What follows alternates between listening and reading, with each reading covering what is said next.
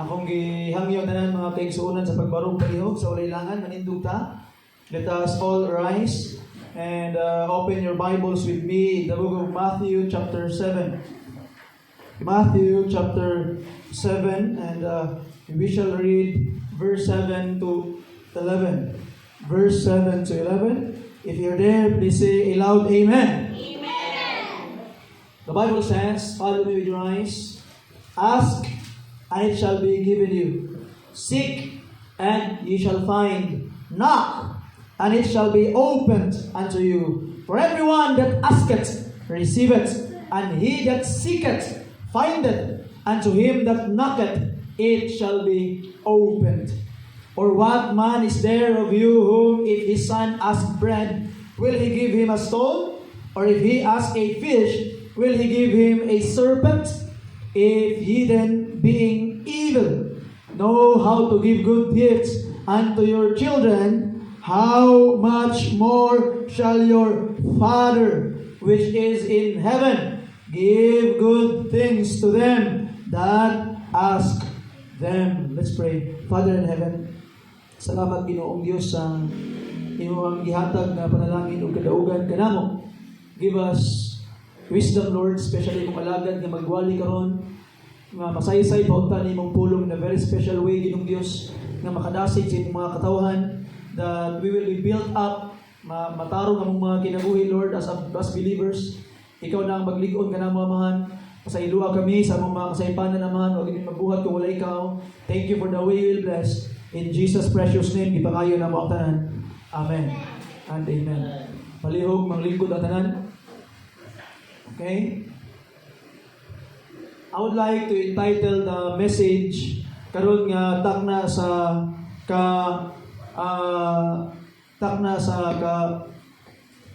haponon as faith that persevere. Faith that persevere. Okay? Now, usa ka pangutana mga kaigsuonan. In the church setting, di ba?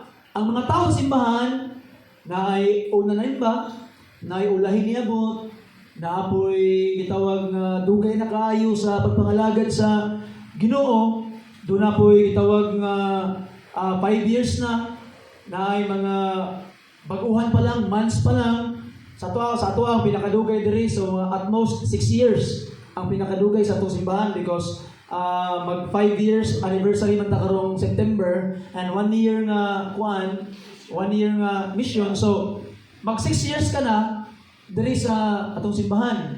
So, I can say nga ang murag nag 6 years na gyud, mag 6 years karong buwan. Sila the Panilla family. Okay? Sila may pinakauna gyud nga nahimong members of this church. Okay? And the other ones na mga 2 years, 3 years, 1 year na naguban-uban sa ato as pagpangalagan sa Ginoo. But in the church setting mga kaigsuonan, there are some who are more successful in their prayer life than others. There are some that they are more knowledgeable in the Bible than others. There are some that they are having more fruit in evangelism than others. And there are some that they are better in life than others. So naay kalahi-lahian ang ato ang level of maturity. Naay mga tao, mga kaigsuonan nga dugay na kaayo, pero dili kaayo paspas ang level of maturity nga pagtubo. Naapoy mga tao nga bago pa man nagsimba pero murag faithful naman kaayo, paspas kaayo ang ilang maturity. So nagabari-bari mga kaigsuonan. And of course, we are different people. I don't expect that we will have uniform faith ang matag usa kanato mga kaigsuonan. But the question is, unsa ang usa sa mga hinungdan ngano nga nagkalahi-lahi man ang ato ang level of maturity in this kind of aspect sa ato ang kinabuhing Kristohanon. Why there are some 5 years pas pagpangalagad sa Ginoo, pero pag-abot gahapon sa kuwan, I'm very, very proud sa mga taga Kidapuel News nga gikan sa Bible Baptist Kadapawan sa tuang kuan dito, sa tuang fellowship because nag-excel sa games. Amen. Nag-excel. Makatubag sa mga pangutana. You see? So, very, very proud. Excel sa katikasan niya. So, dapat ako ma-proud ani magduduwa lang ng Brad. Sa mga Brad. Okay? But, you see, naay gitawag na naka-minus point tungkol sa iya, pero nanikamot po para makascore. So, amen? So, naapoy permitti maka-answer sa question and answer, pero sa pingkas ng grupo ko tanaw. Tanaw ng answer. You see? But ato makitaan mga kaigsunan that I am proud. Why? Because you excel. You are there. You can be with those people na dugay na kayong nanalagad sa Ginoo. But ato makita mga, why is that? Why there are different aspect of level sa atong pagpangalagad sa ginatong maturity mga kaigsunan. And I would answer that one of the reason is because of this word, perseverance. Perseverance. Pagka manilahutayunon. Okay? So, nakay pagka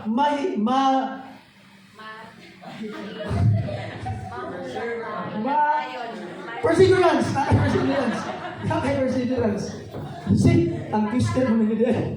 Nakay perseverance. Mulahutay ka, mga kaigsunan. You see? So, ato makitaan, it is the will to fight. To keep fighting. To press on, even if it is hard. You see, pagpadayon sa pag-ampo, nagapadayon sa pag-ampo, sa pagtuon sa pulong sa Ginoo, nagapadayon sa pagtuon sa pulong sa Ginoo, nagatinguha, nagakaangkon, og certificate, karong tuiga. Amen. I hope nadaghan ang maka-certificate karong tuiga. Ako yung mangyon sa inyo, Lord, please, nauntay bagong mga tao, bagong mga naong na makasaka diri sa tubangan o nga maka-certificate karong tuiga. Amen ba? Amen. You see, pagka manilahutayunon sa pagtuon o pagbasa sa pulong sa Ginoo.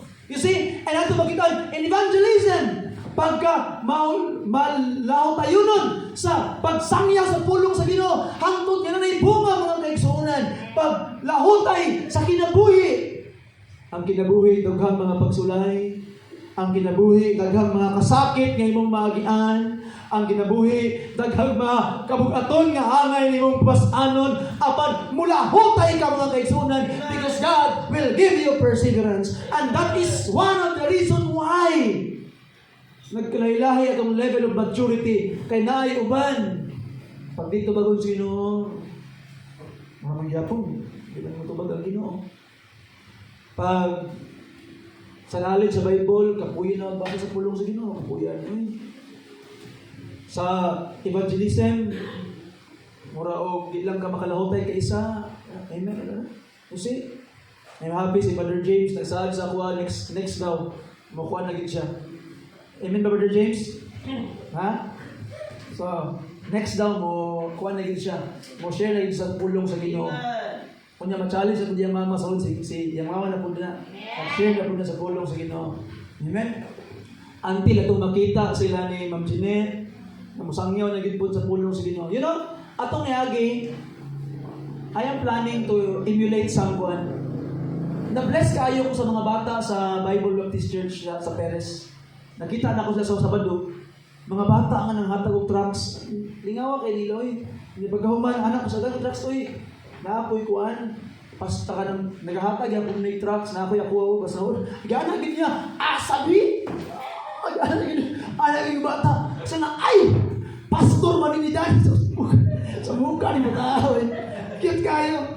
Okay? So, pagka ato makita na ano ato mga bata pa naman develop na pagpangalagan sa Ginoo. One of these days, ato nang buhaton akong i-invite ang atong mga kids kay ato ang ubanon sila sa gospel tract distribution. You see? Para ma-involve ang tanan sa pagpangalagan sa Ginoo. Amen ba?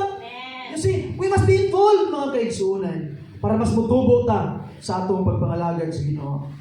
In our text, we can find an example of perseverance nga gitudlo sa atong Ginoo mga kaigsuonan. In our text specifically, there is relevance to prayer. Yet, the lesson on perseverance is applicable to other parts of our life, mga kaigsuunan. Muna itong tanawang karon, tululang ka butang, duhala ka butang, atong paglantawon karon mga kaigsuunan. So first of all, kung saan ang perseverance, atong sakton. Kamlani, tabangin ko, pagka Manila huta. Pagka malakutayon. Mali man ba inyo, Hawi?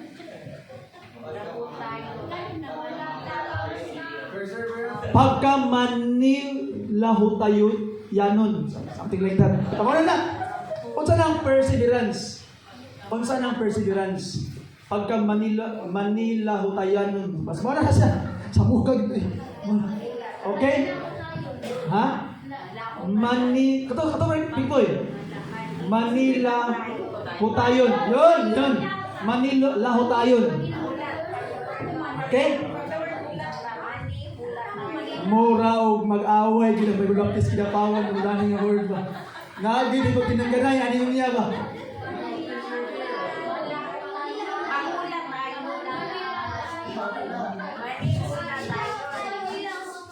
Kung saan ito mag-wali, magtuon na lang na.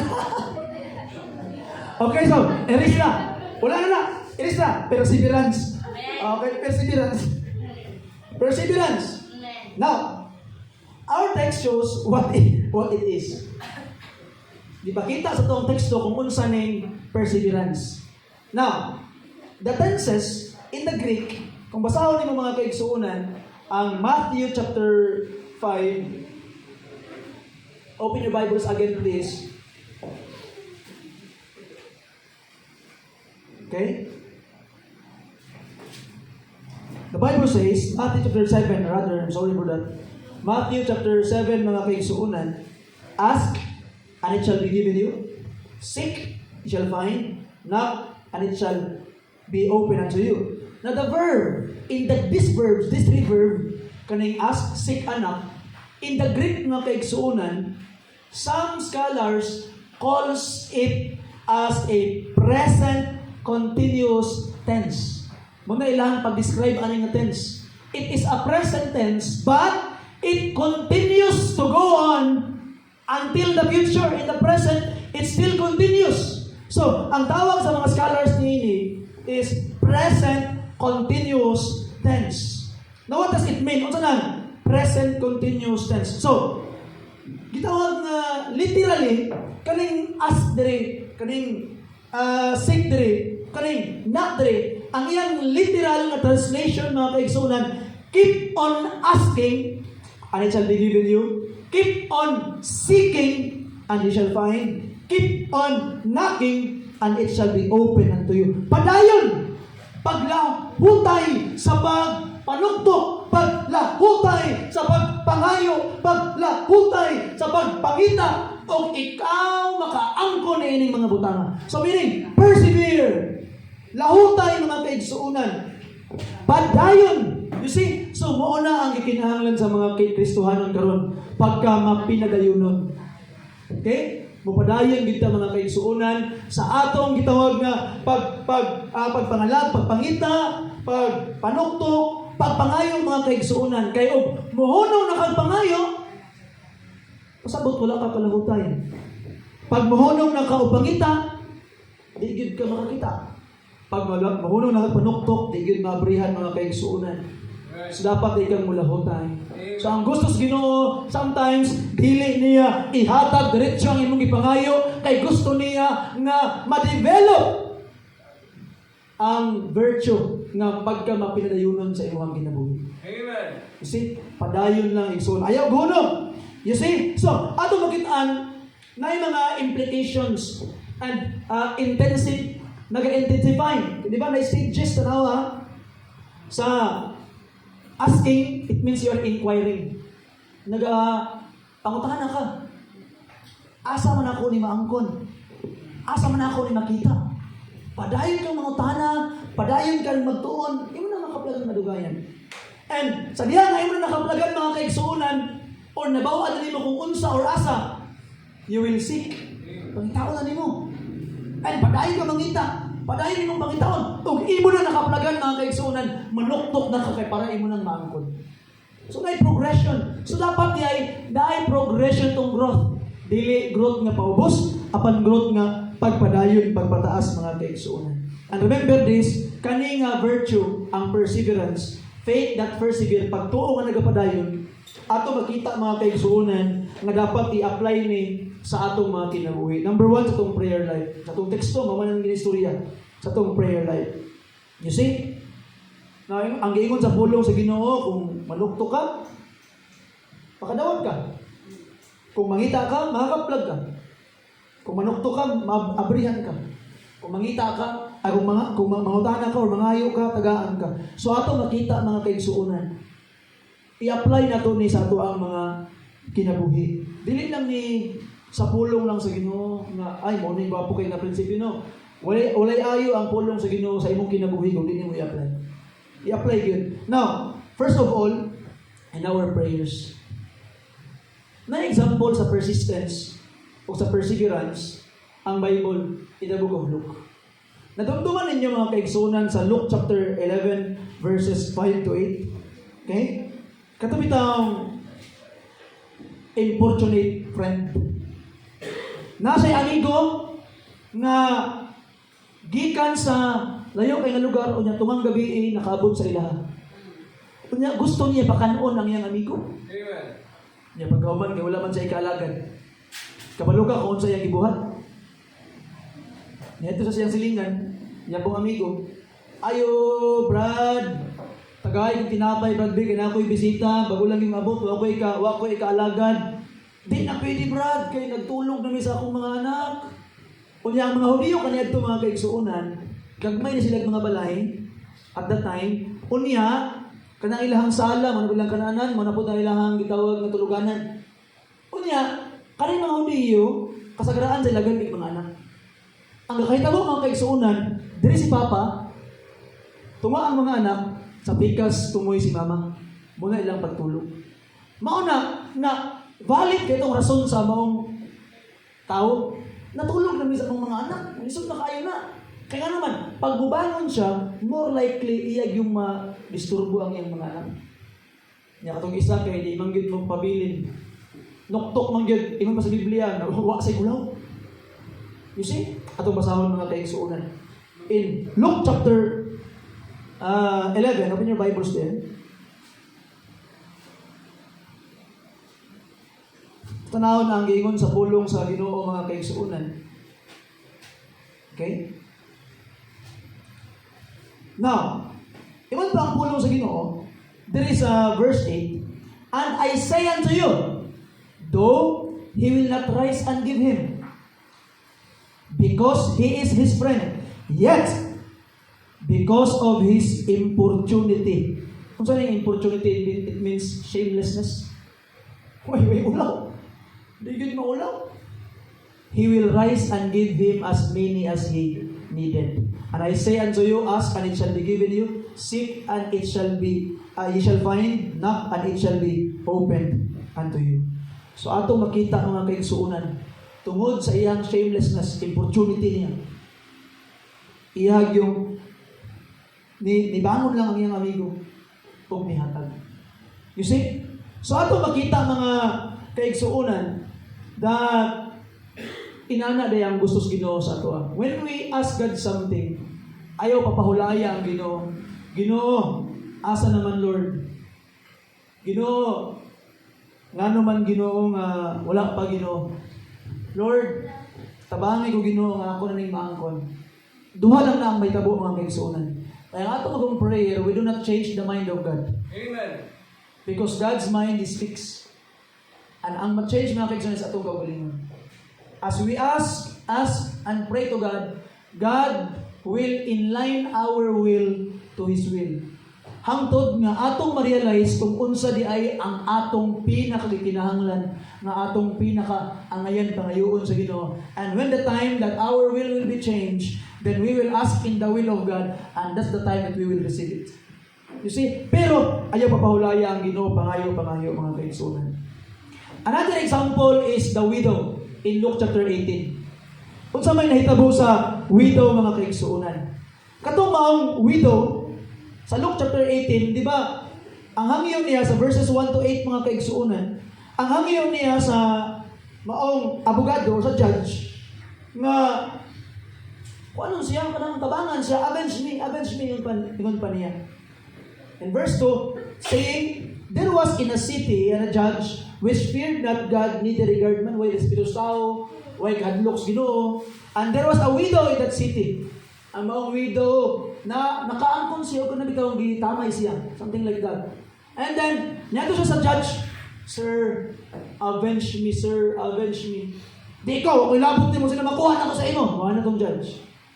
Pagmata, pagabuntag sa maong judge, nanapod na ang widow, sir, please, avenge me, sir. Di, lagi ko sa buka ni uy. Pagabot sa opisina, nanapod ang widow, sir, judge, please, avenge me speedily. Pagkahuman, di, lagi ko sa amok. Pagkuha pa sa kaulis balay, naghulat sa ilang balay ang widow, judge, please, avenge me. Kung niyang naitabo mga kaigsuunan, anang judge, murag, di na gini maayo ba? Verse 7, look at this. At katutanawan mga kaigsuunan, verse 5, rather, yet because this widow troubled me, I will avenge her, lest by her continual coming she weary me. You see? Now, tanawa, kung katong judge, nga walay kahadlok sa Ginoo, walay respeto sa tao, nga pugos manggani siya agtabang kay sige dur, sige balik-balik ang maong babae niya, natanawa ang Ginoo mga kaigsunan. Verse 7, and shall not God avenge his own elect, which cry day and night unto him, though he bear long with them? You see? Ang Ginoo gani, ang katuganing judge nga dautan, mutabang ganin siya atong maong babae widow kasi balik-balik, samot na ang imong amahan sa langit nga mahigugmaon, mutabang dito sa imo. You see? So ato makit-an, there must be persistence in prayer na kaigsuonan. Ikaduha, there must be persistence or perseverance in our studies. Itong pagtuon sa pulong sa Ginoo.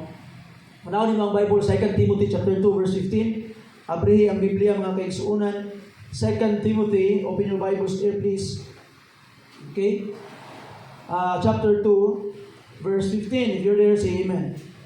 Study to show thyself approved unto God, a workman that needeth not to be ashamed, rightly dividing the word of truth. So ato magkitaan ang pasabot niya ni mga kaigsuonan is have eagerness, excitement to learn. Ayaw og gitawag na settle nga okay na ka kay nakabalo na kaning butang ano. You need to dig more. Tuon pagyud mga kaigsuonan. Padayon sa pagtuon sa gitawag nga pulong sa Ginoo. Kasi dili pwedeng masettle na lang ka sa unsa imong madungog diri sa simbahan. Dili pwedeng masettle na lang ka mga kaigsuonan sa gitawag nga unsa ang madunggan nimo diri sa wali sa pulong sa Ginoo. You need to go and study more mga kaigsuonan. Ani katulong mga kaigsuonan sa tong soul winning. You see? Sugot ba ka nga sa imong pagsangyaw sa pulong sa Ginoo? Nasikag uban-uban sa pagsangyaw sa pulong sa Ginoo pero wala kay bunga. Wala gyud tawo nga nakit-an nimo nga na-save. You see? In our soul winning, dili gid kay ingon nga daghan gid kayo ang madugang simbahan. Pero ato makita mga kaigsuonan, we are preparing their hearts. Amen. We are tilling the ground for more blessing mabus lang kinabuhi in the future. And because you have tilled the ground, one day, ang pulong sa Ginoo nga natanong lang kasi mutubo na gid na. Pero mga kaigsuonan, ayaw sugot nga tigbungkal na lang ka. Permente. You see, hala, bungkal. Pero hangyo ang Ginoo, Lord, magpadayon sa pagsangyo Ginoo, hangtod pakitaon ko nimo Ginoo nga makaani ko. Manang perseverance.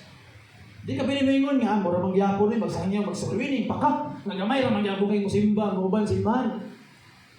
We praise and thank the Lord in our soul winning, nanapoy na kanay simbahan. You see, katong mga nursing students. You see, wala lang, namauli lang silang lugar karon, but they promised me that they will be going back this itawag nga coming Sunday. And gisuluwiningan to sila ni Sister Crisel o ni Ma'am Karen. You see? And they are here. Nasimba sila. So ato makita nga kaigsunan nga dili sayang atong pagsamyaw. Why? There are people who hear the word of God. You see? So ato makita ayaw sugot, pero be willing at igbungkal ka nila mga kasing-kasing, pero ay sugot nga igbungkal ng kantod sa kanturan. Hangyo ang Ginoo nga makaani pugganan. You can bring people in the feet of Jesus. Matuog luwas gyud kung mapadayon sa pangalagan sa Ginoo mga kaigsunan. Di lang kay in our solution, in our church attendance. Church attendance is very, very important mga kaigsunan. In Hebrews chapter 10, kung tanawin mo ang giingon sa pulong sa ato nga Ginoo, familiar verse, but let me read it to you, verse 25. Not forsaking the assembling of ourselves together, as the manner of some is, but exhorting one another, as so much the more, as ye see the day approaching. So ato makitaan mga kaigsunan, we must be faithful in all church meetings. You see? Be faithful in all church meetings. Kawalo ka, si tawag na Pastor Ingay, we can always hear sa yaha nga for, I think, ilan nakatuig ako, 34 years, 35 years, 36 years. For 36 years, sumala pa niya, he was sickly man. Perminti siya magkasakit, perminti siya na mga circumstances, but nakumpleto niya for 3 decades. 3 ka dekada mga kaigsuonan na wala siya absent morning service, afternoon service, Wednesday prayer meeting. You see? So ato makita mga kaigsuonan that we must be faithful in our church attendance. Persevere. Lahutay igsoon, ayaw sugot nga maluya ka o tagaan ka o babag sa kaaway sa imong kinapagpangalagan sa Ginoo. We must persevere in serving God sa pagpangalagan sa atong Ginoo. In Philippians chapter 3 verse 14, tanawa ang giingon sa Bible mga kaigsuonan. Philippians chapter 3 verse 14, the Bible says, I press toward the mark of the prize of the high calling of God in Christ Jesus. Press on in serving the Lord. Padayon sa pag-alagad mga kaigsuonan. In 1 Corinthians chapter 15, open your Bibles there please. 1 Corinthians chapter 15 verse 58.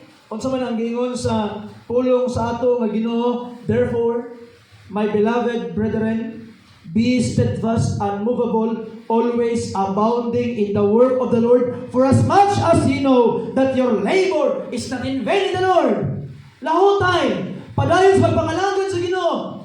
Lahutay, padayon sa pag-serve. Why? Your labor is not in vain in the Lord. In Galatians chapter 6 verse 9, kung sa man ang giingon sa Bible mga kaigsuonan, the Bible says, and let us not be weary in well-doing, for in due season we shall reap if we faint not. Sa tamang panahon, ato makitaan nga makaani na gihapon ka o di ka magpalayaluya igsuon. And of course, dili lang sa pagpangalagan sa Ginoo, in life itself. Sa kinabuhi. Kaya usahay, na ay mga Kristohanon nga master kaayo sa pagpangalagan sa Ginoo, pero sa kinabuhi way ano. Luya. You see? When we talk about life, mura bitaw sa pag-eskwela, na ay mga tao, mga kaigsuonan nga perminti first honor sa pag-eskwela, perminti gitawag nga high honor sa pag-eskwela, pero pag mabot ang problema, maghikog na. Ang ano man, they are good in school, but they are bad in life. See? So mga kaigsuonan, we must be balanced. Ayaw mo palabing practice nga you will be the best in school. Be sure that you will be good also in life itself. Dili lang sa school mga kaigsuonan. Na atong gitawag nga makitaan that dili pwedeng we will kanang bitawng duya ta sa actual nga kinabuhi. Don't surrender sa imong pagkinabuhi sa kalibutan. There is always hope mga kaigsuonan. Hope in God. There is no shortcut to success. Sometimes manggod ang mga tao ngayon nga may pa sila okay, madato kaayo. May pa sila okay, gwapo kay mga balay. May pa sila okay, nindot kay mga sakyanan, may panisilaw kay bright kaayo, success. But mga kaigsuonan, every successful person na ay mga tabian sa likod. Puyusan mo rin. Huwag na ko niya bali, huwag na tabi. I am distracted with you. Okay? So, huwag na ko niya bali. Ha? O niya, tabi mo niya. Balag, wadayon mo niya. Hangtod sa hangtod. Okay? So, atong gitawag makita mga kaigsuonan that gitawag na hanagay ko, nawaan lang ko. Okay? So, there's no shortcut in life. See? There's no shortcut in life. Now, ito makita mga kaigsuonan na every successful man, every successful person, behind those success na ay mga struggles ang ilang mga kinabuhi. Wala mo kabalo kung unsa ilang giagian ayhan na nila nakabuot na mga estado sa ilang kinabuhi. So do not just look at the success, but also look at what have they done in order to attain that. Kabantay mo anang giingon pa nila sa ilahang metaphor sa ducklings o sa duck. Pag maglangoy ang duck sa sapa mga kaigsuonan, murag hanutoy gyud kayo, murag wapo gyud kayo ang paglangoy sa duck. Grabe ka, nindot kita naon nga murag gyud gulay ko, murag effortless. Tanawon nimo ay ang tili dalam tubig, grabe ang bugsay. Paspas kay ang bugsay. Sa tubig nga naman, grabe ang bugsay para murag calm. O nindot kaayo, murag peaceful kaayo ang taas. But behind it na ay struggle. So ato makitaan nga struggle is always there. You see, proportion na kayo kinabuhi sa tao mga kaigsuonan. Sometimes ang atong makita kay ang panglabas lang. And we must also look at what is happening within para makasabutan. You see, muna ang ginaingon pa sa mga tao nganong maibog manggas mga sapian ni tapulan man ka. You see? So atong makita nga walay katungod nga maibog ang mga pobreng nga tapulan sa mga sapian. Kay nga naman naghago na sila. I have listened sa testimony of those rich people. Kuyaw kayo ang ilahang mga time management. And they have always managed their time very, very well. You see? Kaya nga naman, unsa man ang dagway nga ilahang iatubang silang client. Pag mahingon ilang client, we will meet at 5 o'clock in this time and in that time. Nasa dagang mga meetings, but they will be there on time. Why? They have built it. Gibuild up na nila. Walay ni dato, kung kayo nagdihigda ra. You see? So, we must be good in life. Of course, in serving the Lord, mga kaisan, meaning perseverance. You know, sa kinabuhi sa tao, daghan yung kay mga pagsulay na moabot. Usahay, na mamatay nga minahal sa kinabuhi.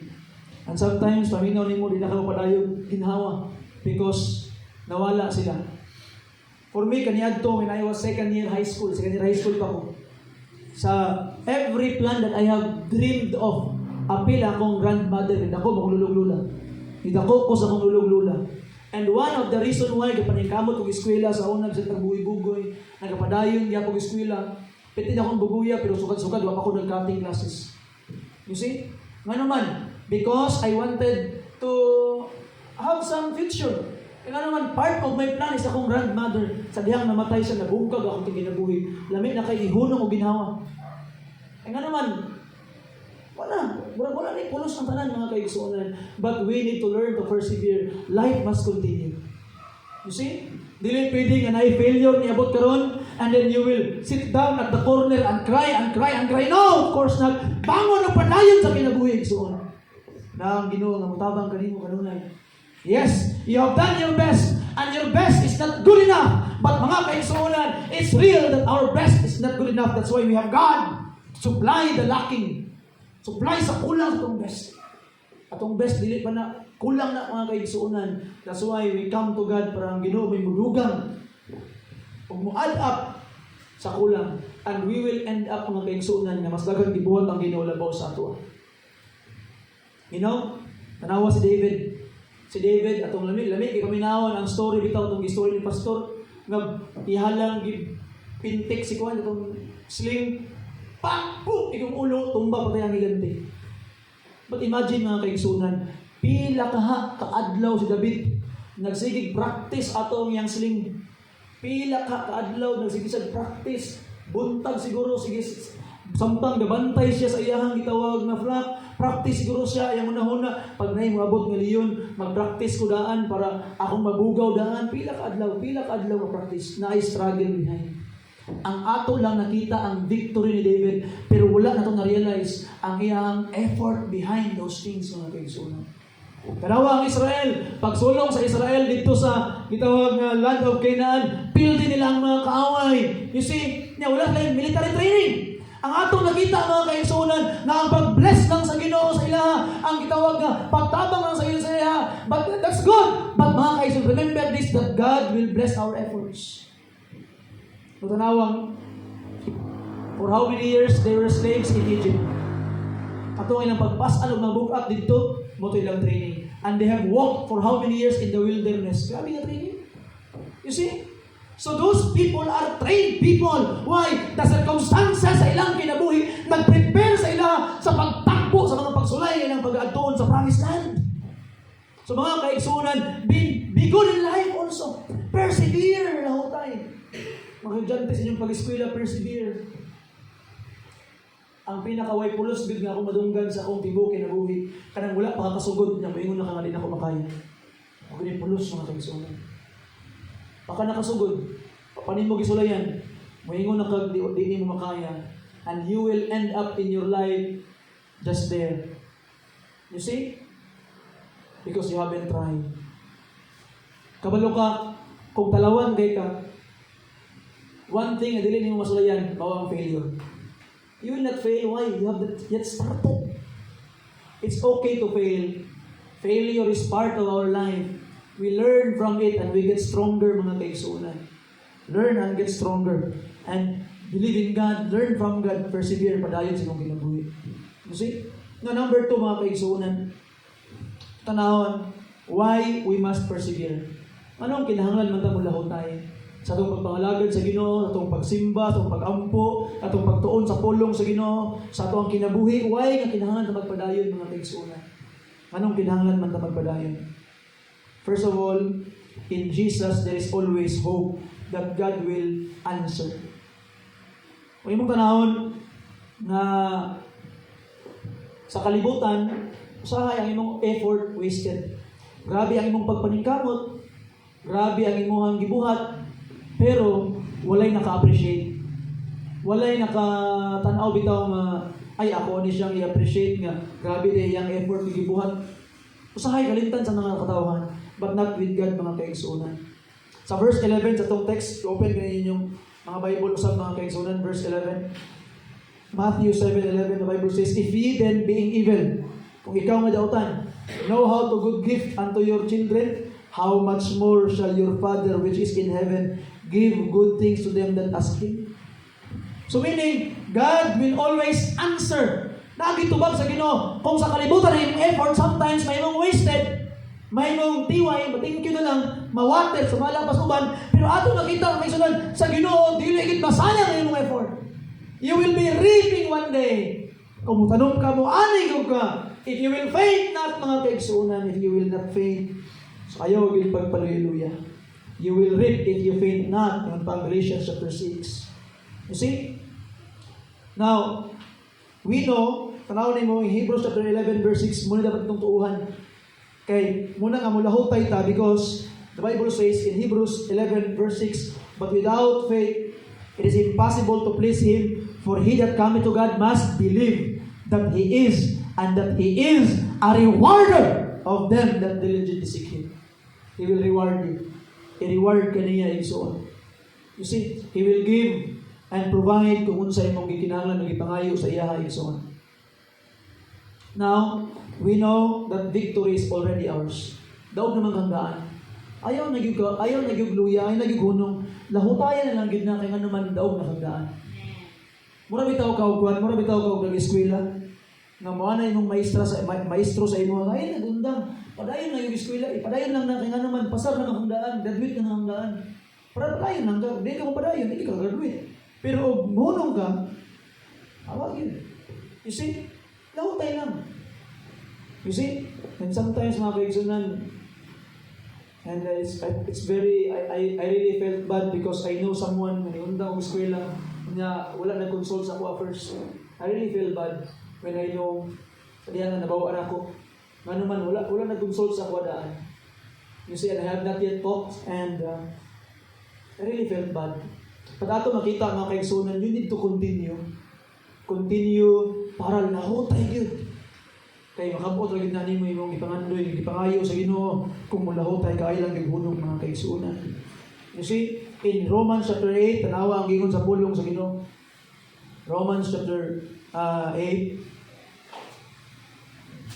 the Bible says, itong basahon ang verse 37 to 39, Nay, in all these things we are more than conquerors through Him that loved us. For I am persuaded that neither death, nor life, nor angels, nor principalities, nor powers, nor things present, nor things to come, nor height, nor depths, nor any other creature shall be able to separate us from the love of God which is in Christ Jesus our Lord. Nothing can separate you from God, mga kaigsunan. So lahutay lang. God, and ato makita, mo nang mulahutay ta, dili lang kay ang Ginoo mutubag yun, dili masayang ang imong effort ni gihatag, dili lang kay daog na handaan mo nang mulahutay ka. Number 3 mga kaigsunan, mulahutay ka kay ang Ginoo dili makalimot sa imong mga kahago. He will not forget it. Hebrews chapter 6 verse 10. Unsa man ang giingon sa pulong sa Ginoo? The Bible says, For God is not unrighteous to forget your work and labor of love. Dili niya kalimtan. And if you will not faint, you will reap in due time, mga kaigsunan. Ay lang pagluya. So igsoon, as we end and close the message this afternoon, no matter what stands in your way, when Jesus calls you to do something, nothing can hinder you but your own slothfulness, but your own sinfulness, but your own self. Sa kinabuhing Kristohano, no, sa paglahutay sa pangalagad sa Ginoo, isa lang yun ang pinakadako ni mga kaaway, ang imong kaugalingon. Ang imong kaugalingon. You are defeated by yourself. Naunaw ni mo nga ang Ginoo nag-provide daan sa imong tanang gikinahanglan. Diba? He will not suffer you to be tempted above that you are able. Iman pa ang 1 Corinthians chapter 10. Dili niya itugot nga matintal ka sa labaw sa imuhang makaya pasanon. So, God always allow things to come to you na kaya nimo pasanon, mga kaigsunan. So, there is no reason to be defeated. God provided you all the weapons to win the battle. Pero ang problema lang is ang imong kaugalingon. See? So, kung napili ka sa imong kinabuhi, don't blame Satan. Satan is not the one who defeated you. Napildi ka sa imong kinabuhi, don't blame any other else. Yourself is to blame. Nga naman, kay nihunong ka. Wala ka nag-persevere. Wala ka naglahutay. Under pressure, lahutay igsoon. Bugat na kayo, lahutay lang. Patayon yun. Salin sa Ginoo. Continue to serve. Walay sakit, walay kasakit, walay sickness, walay klima, walay disaster nga makapugong sa tao na gitagaag purpose sa Ginoo. And you have a purpose today, mga kaigsunan, and the first purpose nimo is to serve and glorify God. So ayaw hunong, ayaw paluya-luya sa pagpangalagan sa Ginoo, igsoon kay nga naman maani ra gid ka. Persevere. Lahutay yun. I hope na ulahutay ka. Lastly, pala ko inglay mong kaabay, Brad, lahutay ta. Sige. Malako tayo.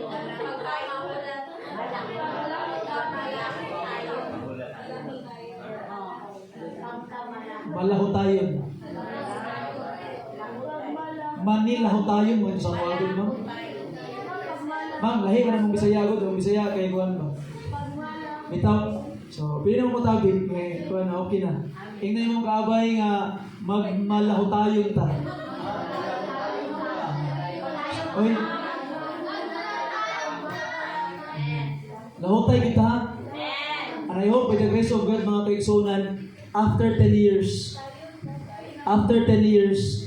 kaning mga dagwaya nga naa diri nagpabilin ba ng alagad sa inyo. Paliw ko nito tanan. Let us pray. Father in heaven, salamat Ginoo sa imong kaayo. Bless Lord, matagusa. Ginoo, daghan mig mga kaigsunan Ginoong Dios who are not present in this meeting karon. I pray nga maglahutay po sila Ginoo sa pagpangalagad kanimo Amahan. Help us Lord to really continue to serve you and to show you Lord nga tinud-anay ang among pagpangalagad kanimo.